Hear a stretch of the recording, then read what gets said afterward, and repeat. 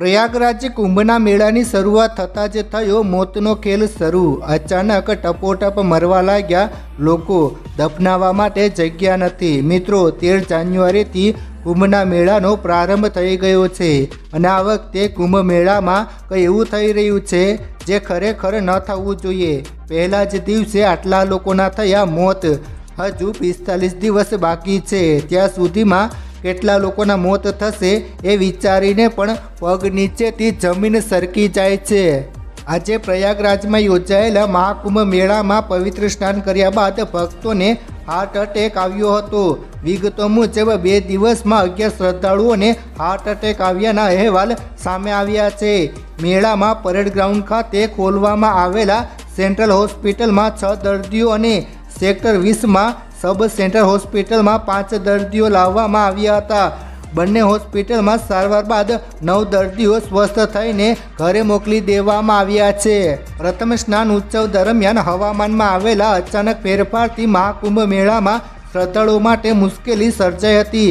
આસામ અને છત્તીસગઢના 2 શ્રદ્ધાળુઓ ઠંડીના કારણે મૃત્યુ પામ્યા હતા, જેના કારણે મેળા વિસ્તારમાં શોકનું મોજું ફરી વળ્યું હતું। મહાકુંભ મેળા દરમિયાન મેળા વિસ્તારની હોસ્પિટલમાં દિવસભર દર્દીઓનો ઘસારો રહ્યો હતો।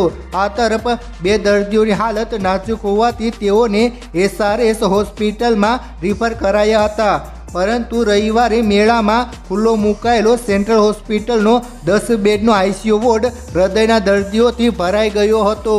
હોસ્પિટલના તબીબોએ મહાકુંભમાં આવતા શ્રદ્ધાળુઓને પવિત્ર સ્નાન કરતી વખતે સાવધાની રાખવાની, આરોગ્યની સાવચેતી રાખવાની સલાહ આપી હતી। ભક્તોને ઠંડીથી બચવા માટે કહેવામાં આવ્યું હતું। ગઈકાલે 3 લોકોને આવ્યો હતો હાર્ટ એટેક। મિત્રો, એક મીડિયા અહેવાલ અનુસાર મધ્યપ્રદેશના સંતરામદાસ મહાકુંભમાં સેક્ટર 21માં રહેતા હતા, ત્યારે રવિવારે સવારે નાસ્તો કર્યા બાદ અચાનક બેભાન થઈને ઢળી પડ્યા હતા। તેને સેન્ટ્રલ હોસ્પિટલમાં લઈ જવામાં આવ્યો હતો, પરંતુ તેની હાલત નાજુક હોવાથી તેને નવી હોસ્પિટલમાં રેફર કરવામાં આવ્યો હતો।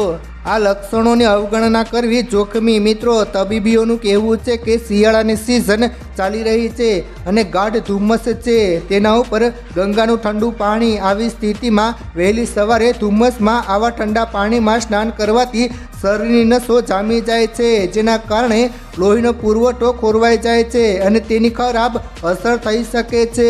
જ્યારે પણ તમે છાતીમાં બળતરા અને દુખાવો અનુભવો છો, છાતી પર દબાણ અથવા શ્વાસ લેવામાં તકલીફ અનુભવો છો, તો તમારે તરત જ હાથ, કમર અને જબડામાં દુખાવો અનુભવો છો તો તમારે તરત જ ડૉક્ટર પાસે જાઓ।